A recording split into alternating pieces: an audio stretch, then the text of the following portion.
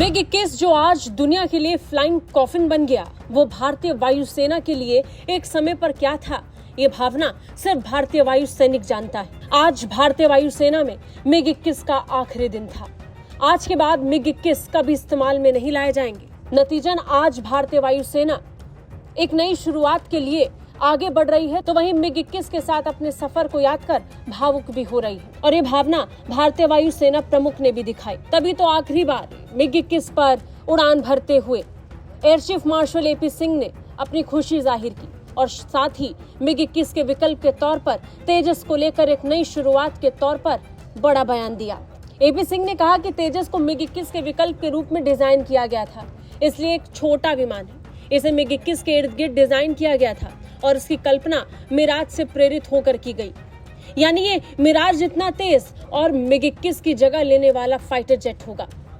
भारत अब तेजस को शामिल करने के लिए पूरी तरीके से तैयार है। MiG-21 के आखिरी दिन भारत के आने वाले दिनों को याद करते हुए air chief marshal AP Singh बता रहे हैं कि कैसे भारत निरंतरता के साथ आगे बढ़ने के लिए तैयार है। तेजस में एक डेल्टा प्लेटफॉर्म होगा जो इसे MiG-21 की जगह लेने के लिए बिल्कुल सही बनाएगा। हालांकि AP सिंह ने कहा कि वे तेजस के लिए नए हथियारों के बारे में भी सोचना होगा। शुरुआती लड़ाकू प्रशिक्षण भूमिका के रूप में जरूरी है कि उसे बहुत अच्छी तरीके से काम में लाया जाए। वायुसेना प्रमुख ने कहा कि हमारे पास 83 का ये अनुबंध है जिस पर जल्द ही हस्ताक्षर होने वाले हैं। उन्होंने उम्मीद जताई कि MiG-21 की तरह तेजस के विभिन्न संस्करण, चाहे तेजस MK1 हो या MK2 या फिर बाद में AMCA, इस बेड़े की जगह लेंगे, जो बड़े स्तर पर भारतीय वायुसेना की ताकत को बढ़ाने वाला साबित होगा। Tejas was actually designed as a MiG-21 replacement. That's why it is a small aircraft. It was designed around MiG-21 and it was conceived with some kind of motivation from Mirage. That's why there's a Delta platform. And it is going to replace MiG-21 quite well, but it will have to evolve. Tejas now will have to think of new weapons for Tejas also. And as a training role, initial fighter training role, I think it can fit in very well.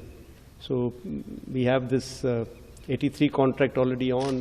We have another contract lined up to be signed very soon. So I expect, like we had the MiG-21s, various versions of Tejas, whether Tejas Mark 1 or Mark 2, or later on MK, will replace this fleet.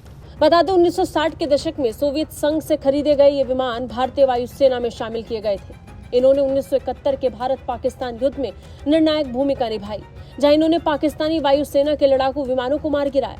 इसके अलावा 1999 के कारगिल युद्ध में भी MiG-21 ने महत्वपूर्ण भूमिका निभाई थी। एक समय पर भारतीय वायुसेना के 80% से ज्यादा फाइटर पायलट्स को इसी विमान पर प्रशिक्षित किया गया था और ये कई स्क्वाड्रन का मुख्य हिस्सा था।